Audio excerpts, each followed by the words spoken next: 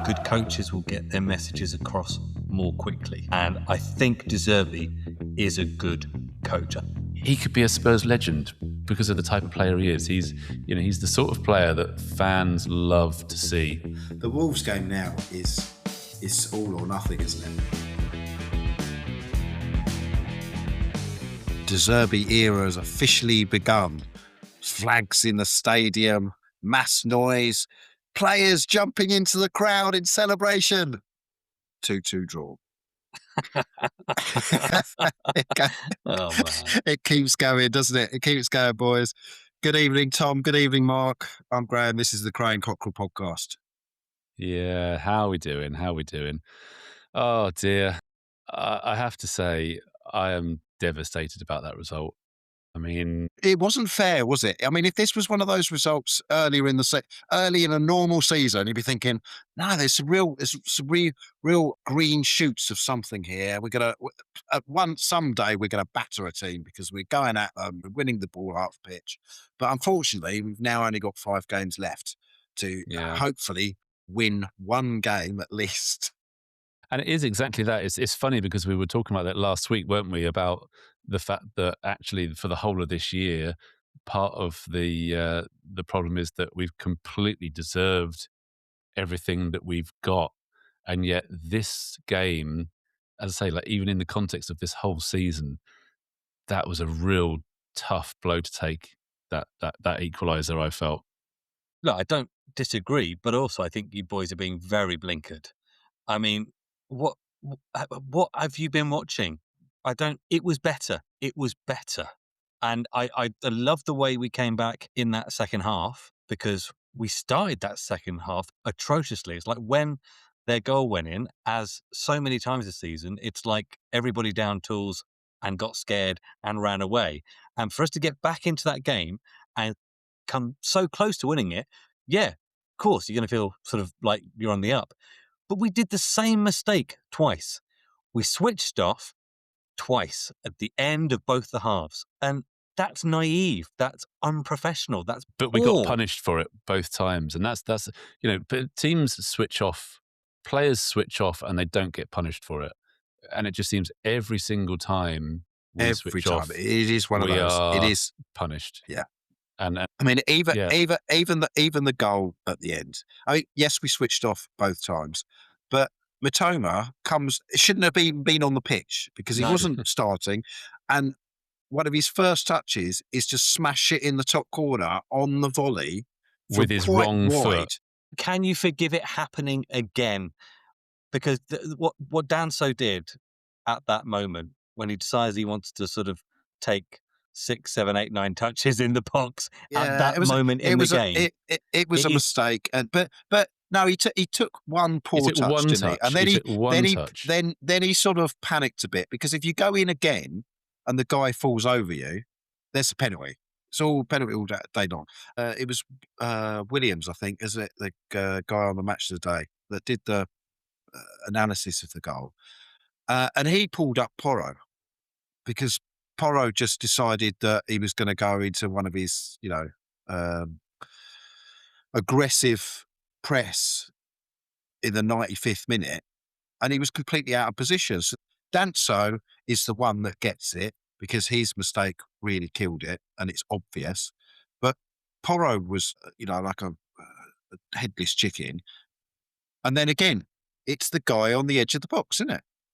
Yeah. Where nobody spotted that danger at all. So it's just one of those things, but it happens in the 95th minute. And you just think nothing can go right. And then if you think that was bad, actually, the chance we had at the end, when all it needed was to people to just get their head up and shift it to the left, and it was a simple goal. We had 2 over, didn't we? That was as bad a mistake as Danso's was, because it was that easy to score that goal. That we've been saying for a few weeks now that we haven't had the luck. Look, I still think you're being overly kind, because I think at this level you don't make those mistakes twice at the end of a half. I think you have to do better, knowing that that's what you did at the close of the first half. you need to be, so switched on in those final minutes, especially given where we were. Yeah, yeah, Um, yeah. and That's and fair. and look, they were calling out Porro for the first goal because Matoma had so much space. Why he doesn't start every game for Brighton, I don't know, because he's been, I think, probably their most brightest and creative attacker for what, the last 3-4 seasons. I mean, at one point he was linked to Real Madrid.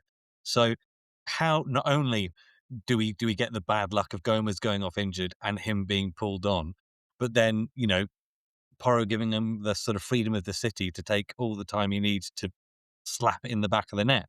So yeah, look, we've been calling out the bad luck this season.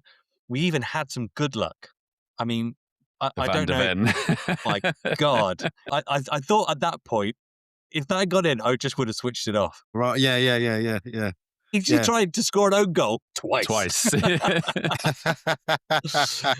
Yeah, that Oh, was unbelievable, wasn't it? How that didn't go in. And look, do we need to say it again? Kinski, again, I thought had a really good game. Kinsley's been, considering what he's had to come in after, Yeah. I think he absolutely deserves a standing ovation for just looking so solid when he's got the ball. You know, So, okay, so does Vicario come back? Does Vicario come back in? does he save either of those goals? No, I don't think so. Does he? You're not saving Matoma's goal, and No, no. no, but will De Zerbi, the Italian, put in his Italian keeper buddy? I think he probably will do. I think he'll go for experience in these crunch moments. But I would actually say I'm more than happy for Kinski to be given a go. Guys, I'm still of the very clear opinion that we will go down. I still don't see how we get out of this.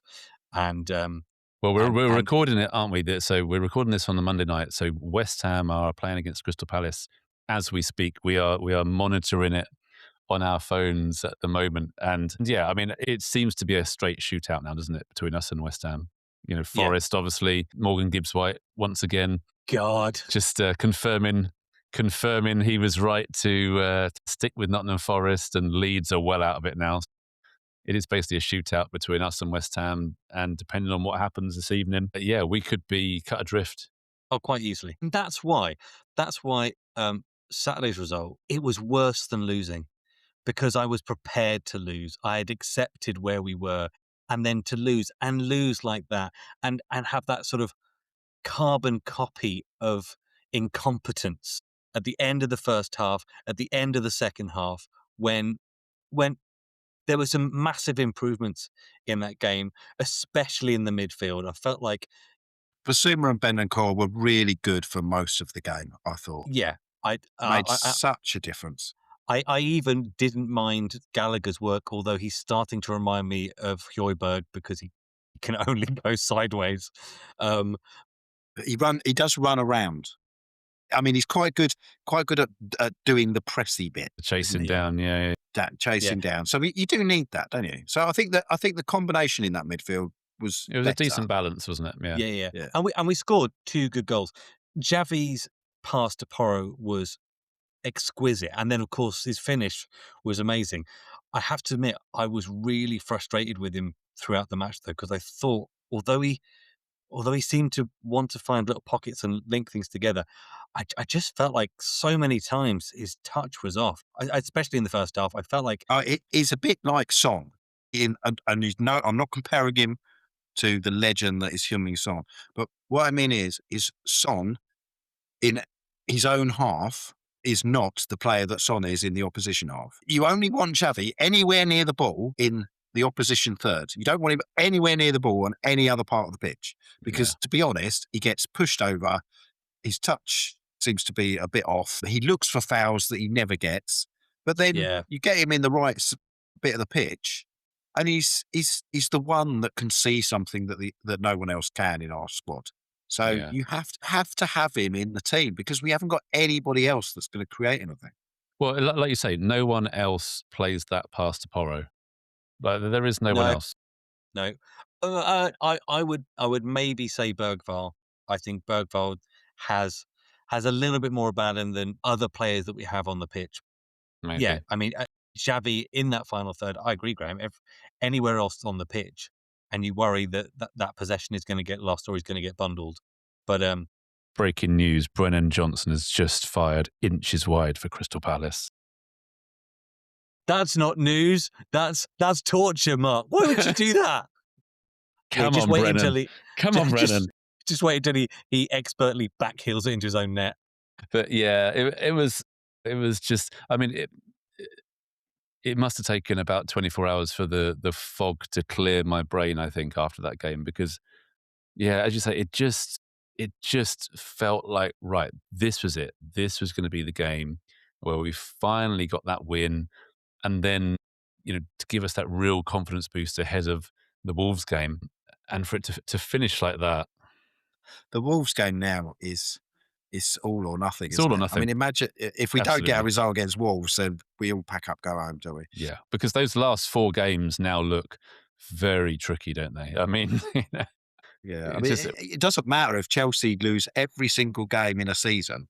Yeah. The one game that you know that they will turn up for and that they will do everything in their power to win is Spurs in that against us, whether it's their place or our place. So, yeah, you have to sort of write that off as a zero point. We said earlier, didn't we, that we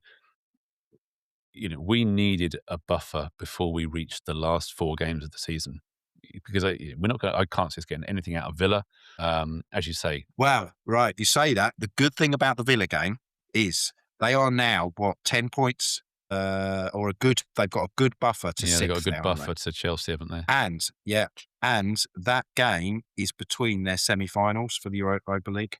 Okay. So a glimmer. Obviously, there is a possibility that they will make sure that they rest their key players, but you can't rely on it, can you? And to be fair, there is nothing to suggest even Villa's B team. No, I was going to say it would. Yeah. You need to visible by the Spurs team. You need to stop doing this to yourself, guys. You need to join me on the couch of acceptance. So, are we massively over-celebrating the possibility of something happening way before the end of the event? Because I feel like I've practiced this at the weekend.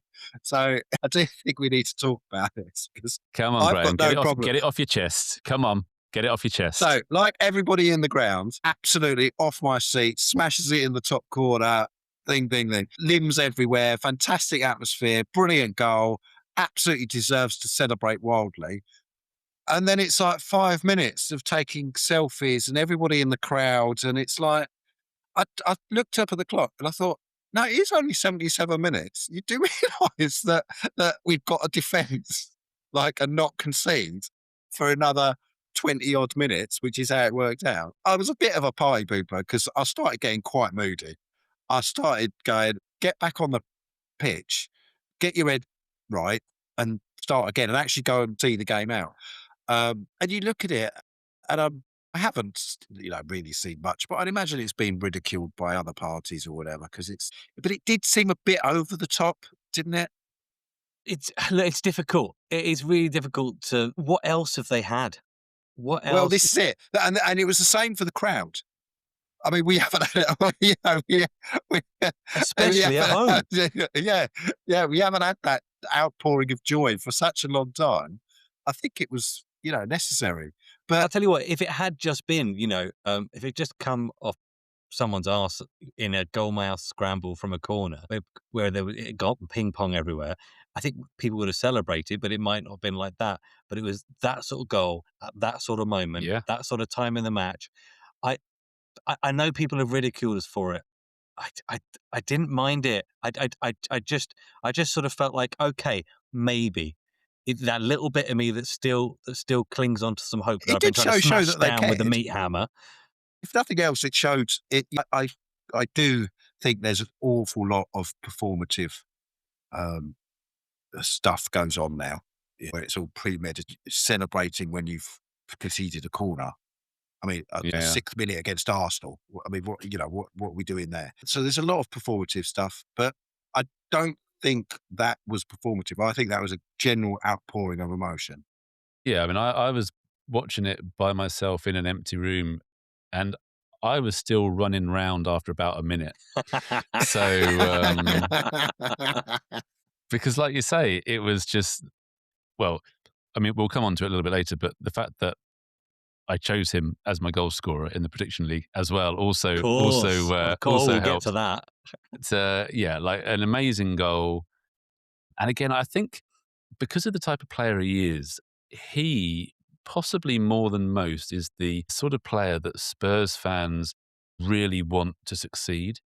Because if he does succeed, he could be a Spurs legend because of the type of player he is. Yeah, He's the yeah. sort of player that fans love to see, and smashing it top bins from 20 yards is certainly going to help. And as you say, it's the yeah, I don't know what, second or third time this season, and even that's maybe generous, that we've actually been able to have that real sort of unbridled joy of a really proper good goal at such a crucial time. And yeah, that's why it's just so gutting that we couldn't hold on and make it count for something.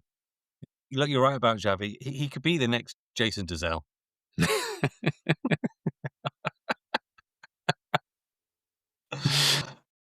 But you're spot on, Mark. Is the type of player that could light up our team. And he's been in a poor team all season that hasn't got him in the right positions. He should have scored in the first half, shouldn't he? Yeah. Really? I mean, he was probably trying to be a bit too precise when he was trying to be too precise. And then Porro, just get your head over the ball, mate. Why'd you have to smash it straight in the keeper's head? Why not just get your head over the ball and put it in the corner? Well, I mean, I again, it think that's wasn't been a bit that. harsh. I mean, it was a hell of a strike, and I don't know how the Do you think goalkeeper. so? He ran onto the ball.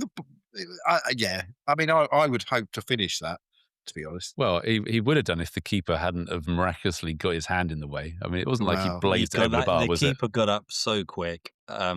yeah, he's obviously a confidence player. So if he gets some confidence in him, he could be absolutely instrumental to He could any be, as sort you of say, chance. he has to be on the pitch for the Yeah. next. He has to be on the pitch.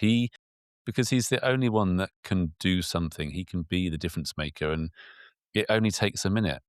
So he has to be on that pitch.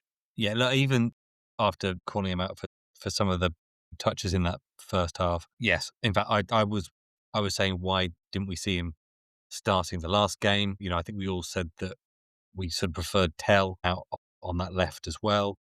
We need to talk about we need to talk about Tell or whoever instead of Kolo Muani can be on that Ricardo pitch. Moani has to stop. He needs It has to stop. to go in the bin. Before we move on, just that point on Javi, I think De Zerbi's even come out today. I think there's an article on the Spurs site saying Xavi's going to love me because I was a number 10. I understand the role and I'll make sure that we get the best of him. And that's what you want to hear if De Zerbi's going to stick him and keep him in that number 10 position, because that's where he can do the damage.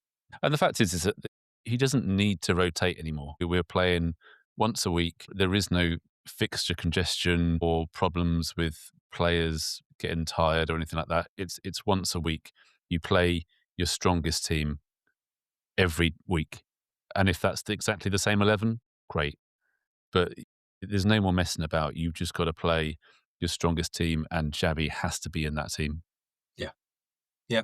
And right, so let's move on to who absolutely should not be on that in that team based on the last two performances. And his third manager of the season, Kolo Muani. I mean, He's been the biggest flop of the season. He's been awful it's all season absolutely long. terrible. And you said about Porro's positioning for the first goal. It was Kolo Muani that switched off. The ball comes out. He doesn't react quickly enough, so the Brighton player nips in front of him and gets the ball.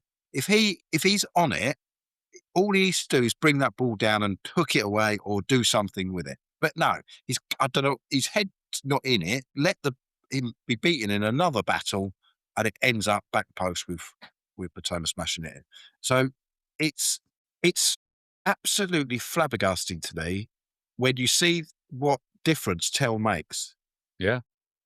When he comes on, well, compared to what kind of ball he does. It's just effort, isn't it? I mean, there's still not the end product that you want to see from Tell, but it's just just an effort and an intensity that has never ever happened with Colomwani all season.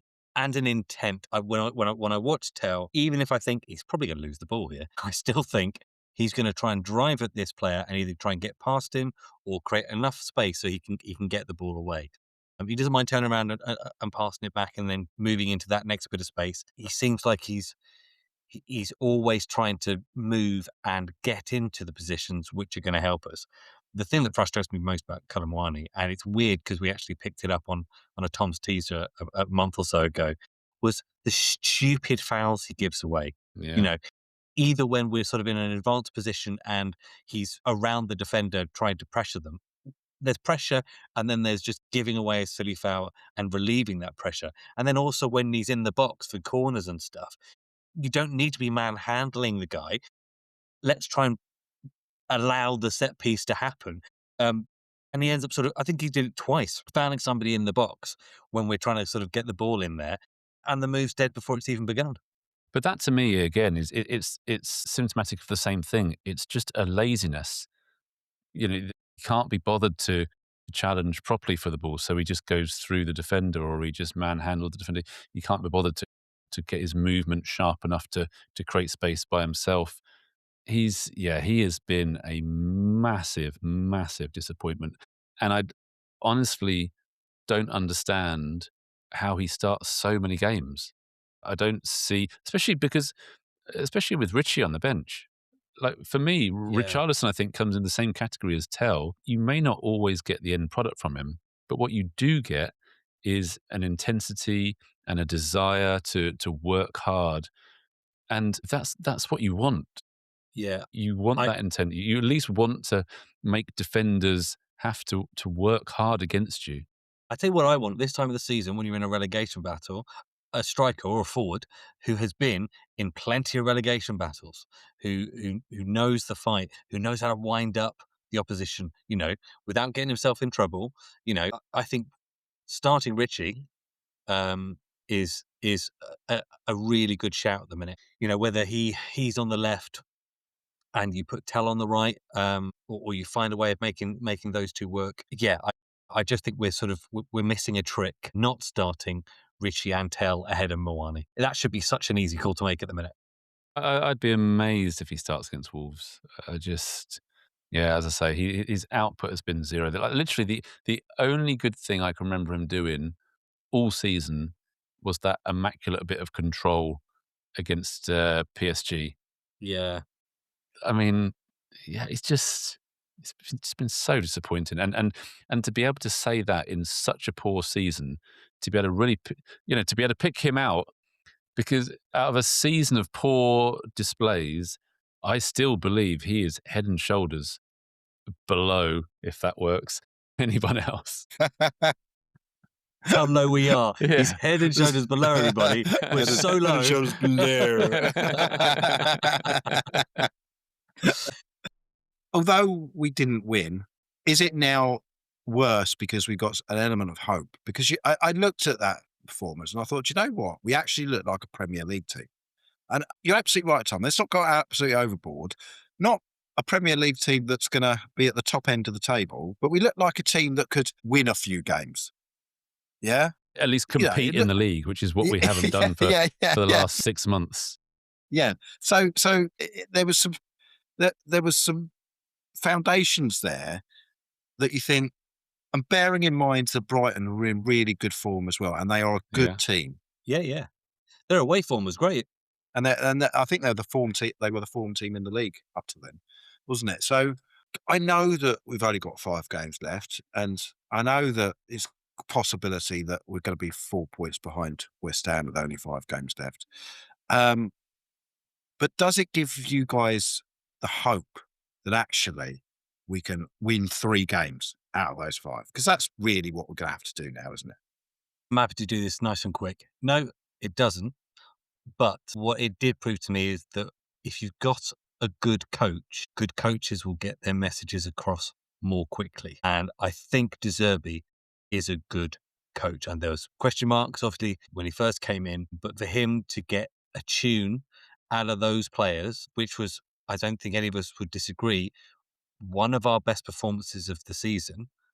Yes, low bar, but maybe unquestionably our best home performance of the season. I think that is the pleasing thing, considering, we will have to completely and utterly change our squad when we go down. It pleases me that we have a coach who will be getting a tune out of other players. Yeah, I mean, like you say, it was just nice to actually be competitive in a game and to look like we could get forward and create chances. But yeah, obviously we're at the business end of the season and there are not many games to go, and the teams above us are starting to pull away. So, guys, in the week I got a message from my son's old guitar teacher, a Spurs fan, been a Spurs fan for years, and I just want you to have a listen to sort of his perspective on what's happening, because I thought this is sort of exactly how I think a lot of people are feeling right now, especially those sort of fans that have been there through the years and watched the real ups and downs. He sent me this message. I've seen a lot of Tottenham since my granddad took me to my first match in 1964. I'm actually looking forward to next season in the Championship and a total revamp of the team. I was unable to go to Saturday games when I was at school, as I always worked. That is until 1977-78 season, when I went into full-time work. So the first season, when I attended almost every home game, was in the old second division, when I witnessed Berkenshaw rebuild year after year and achieve 2 FA Cups and the UEFA Cup in 1984. What we have at the moment is the consequence of the Lewis Levy legacy, where our dear club has been run as a money-making business, first and foremost paying Levy the highest salary in the Premiership. I can only see a positive way forward, beginning with the shock of the Championship football and its consequences. I'm just sorry about staff, not players, losing their jobs and local businesses losing income. But hey, I get to see my club locally at Preston and Blackburn, so it's not all bad. Come on, you Spurs. So thanks for that, Jules.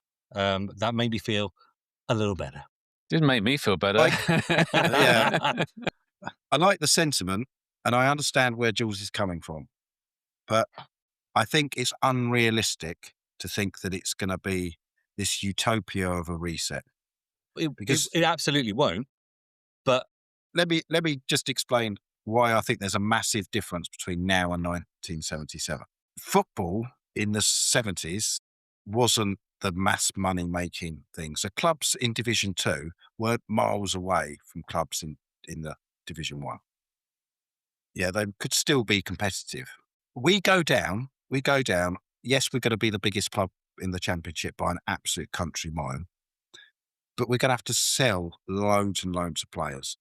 Yeah, and not just because we need the money, but basically because they want out. Yeah, because they're not.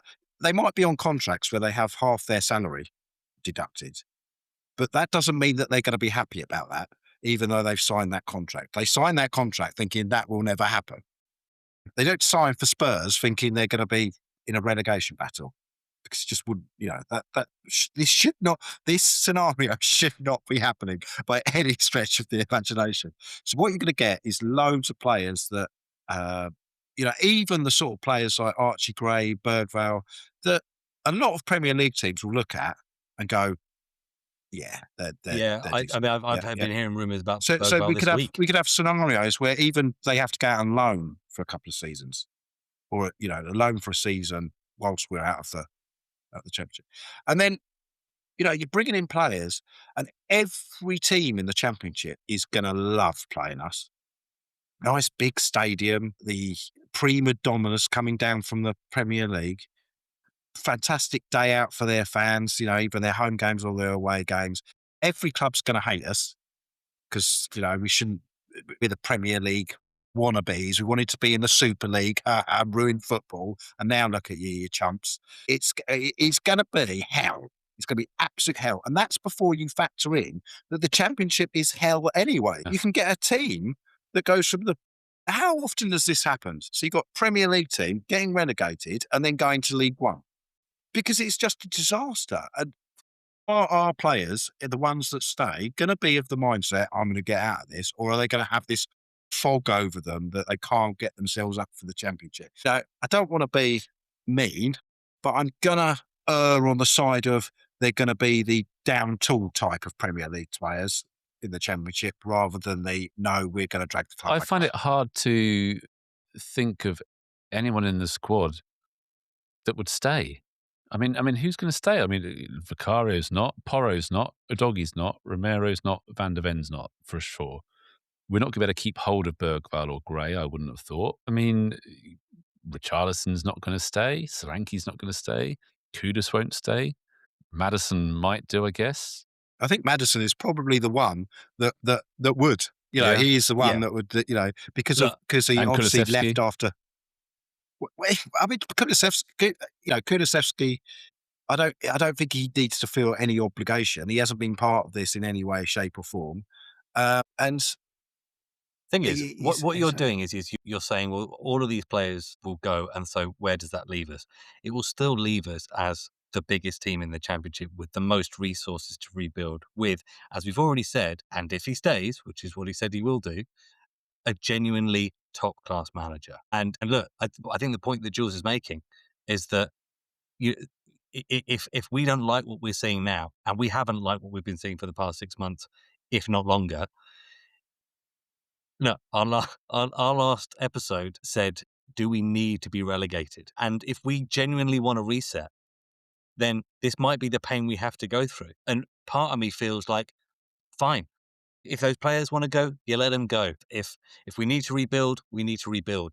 And let's do it from the ground up. I think the biggest thing that Spurs can do is hang on to De Zerbi and back him. Yeah, so I think, and that goes for whether we go down or we somehow miraculously stay up. De Zerbi has been very clever in what he said, because he said, "Yeah, no, I'm here no matter what happens," but he has put a caveat on it.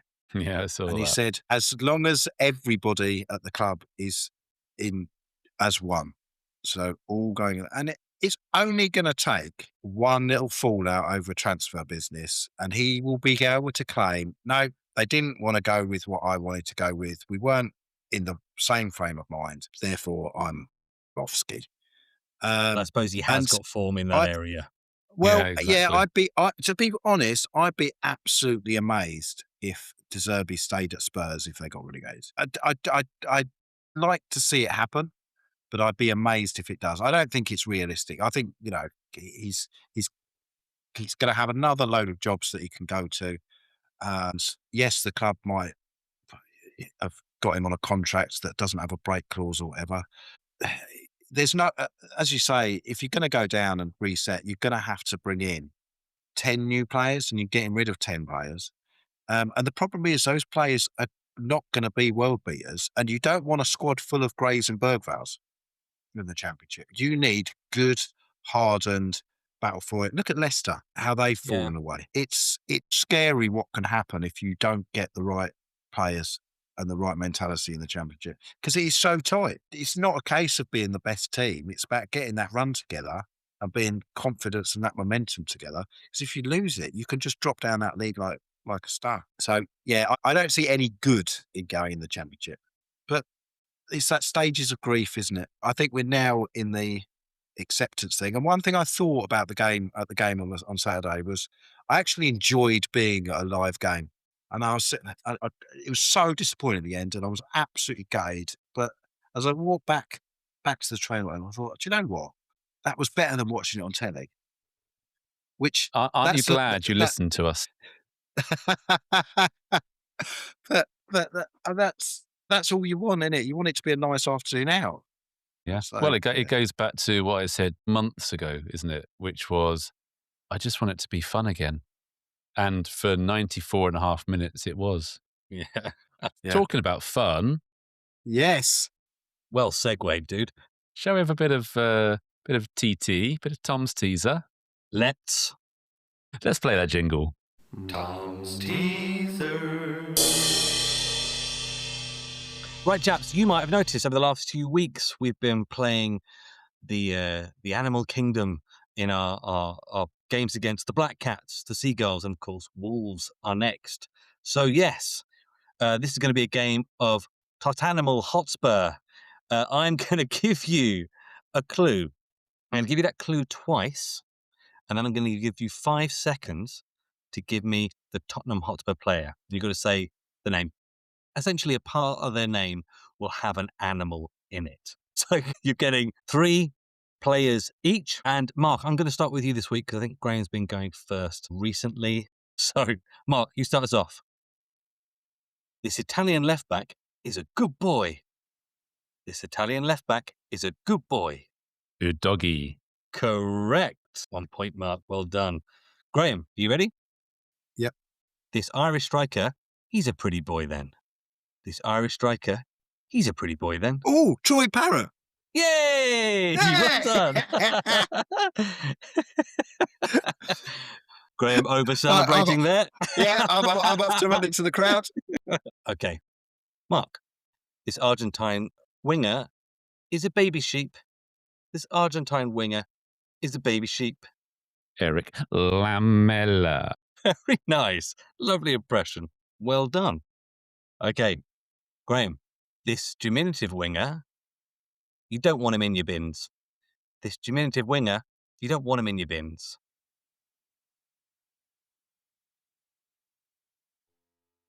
Time out! Yes. No, Graham. Rule Fox. Rule Fox. Ah, that's really good one as well, isn't it? I was thinking, yes. I don't remember a raccoon. Yeah. I mean, I assume I didn't get a bonus point there. No, you did not. Okay. This French midfielder is a knight's transport. This French midfielder is a knight's transport.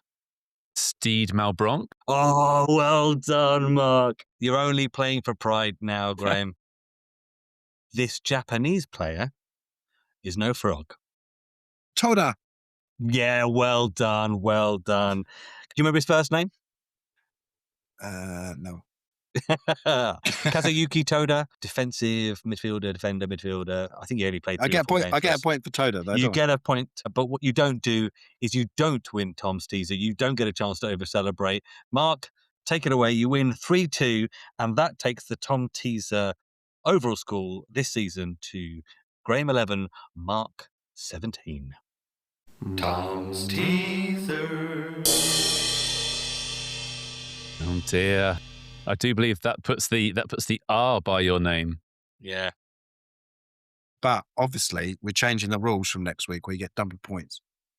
For the last 5 weeks, love it. Yeah. I'm on board with that. Double points. Mark, do you agree to double points for the next 5 weeks? Do I get double points as well? Yeah. You could really destroy him. Then fine. Whoa. Join us next week for double points.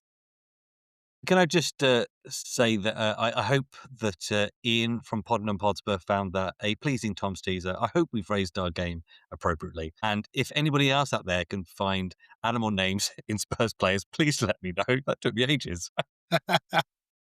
All right. So after that crazy horseplay, let's do the predictions. This week, well, you both said we would lose, which we didn't. I said we would win, which we didn't. But I did say that Xavi Simons was going to score a goal, and didn't he just? So I get the only point of this week. So I slightly put a dent into Tom's imposing lead. It's now Graham 22. I've got 31. Tom has 38. Right. So Wolverhampton Wanderers at Molineux. What do we think? Tom, you go first. Well, I'm going to do something I don't normally do and back us to win. I'm pleased by that performance in the main against Brighton. I'm going to say 3-1, and I'm going to hang on to Tell as my goal scorer. Wow, that is so strange because I also had that scoreline in my head, but it means I can't use that now because I again have to be tactical. So I'm going to say 2-1 to Spurs. It has to be a win. I can't fathom any other result. And I'm going to say Richarlison. Yeah, I'm the same. I'm not basing this on anything else but the fact it has to happen. It can't not happen. If we're going to win one game in 2026, surely it has to be against the team that are bottom of the league. So I think Spurs will win 3-2, and I think Xavi will get another goal. Right. Oh dear, I'm not sure my heart can take a 3-2 win. It'd be 3-0 and they'll come back. Yeah, I was going to say it doesn't matter which way round you take that. Like if we go two behind and come back, if we're 3 up and they come back, or if it's just a Titanic here, there, and No, everywhere battle. the best way is they score, we score, they score, we score, we score. That's the best 3-2 scenario, because you're always coming back from that situation. So moving on to the hardest job in the world, even harder than finding excuses not to send Gabriel off. It's moving on to positive Spurs. Now everybody, haven't you heard? Here's a guy that can polish a turd. When you think you've got nothing to give, he'll stay positive. Positive Spurs. Right, have we got a positive Spurs for this week, guys? Is there a positive? Yeah, I think the performance is the positive. I think if you are of the persuasion, I'm not, but if you are of the persuasion that you think we can still get out of this, that performance was, I think it was more than a little bit better. It was a genuine improvement. You know, the players seemed engaged with it. The press was as good as I've seen us do it this season. In fact, as good as I've seen us do it for the last couple of seasons. So absolutely, I think we can look at individual performances like Xavi, like Kinski. I think that there's still a chance that the players that are coming back can have an impact. Bentancur did well. Maddison, he'll have another week under his belt, and we know what he can do. Yeah, there are definitely positives, and if we can get that win against Wolves, who knows? But we have to try and take the positive performance forward, because if we'd only just scraped by, in that game with the scrappy draw, I think there wouldn't be the hope. It wouldn't be there, because we wouldn't have the performance to hang anything off. Yeah, I think the positive thing now is that it's very simple. There is no wriggle room anymore. We have to win, and I think there's nothing to lose anymore. They can just go out there, all guns blazing. It almost doesn't matter. Just go out there and try and score as many goals as you can, because there really is nothing to lose. There's no point being cautious. There's no waiting for tomorrow. It's now or never. It has to happen. So any sort of ambiguity is out the window now. It's black and white. It's do or die. So let's just do it.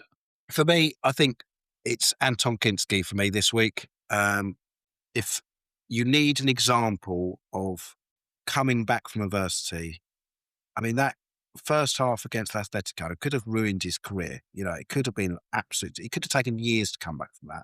Yeah. Circumstances dictated he's come back in, but not only has he come back in, he hasn't looked like that's ever happened to him. And that is a mental toughness that lots of people do not have.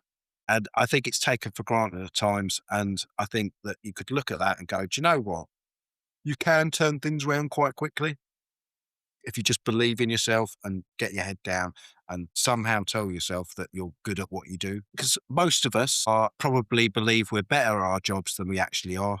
And I think that's where Spurs players need to be now. They're too much down in the dumps. They're too much worrying about making an idiot of themselves or making a mistake. De Zerbi has said it. I want my players to make mistakes. I don't want anybody to hide, and I want everybody to turn up positive. If you're not going to be positive, go home. So that's my positive Spurs this week. Take Kinski as an example. Go in as positive as you absolutely can. Things can only get better. And we're going to beat Wolves. We're going to beat Leeds. We're going to beat Aston Villa, and then it's all going to be rosy. Excellent. I really hope so. Wouldn't it be a great end to the season? Boys, you're so deluded, but I'm here for the ride. Got plenty to go through. But until then, come on, you Spurs. Come on, you Spurs.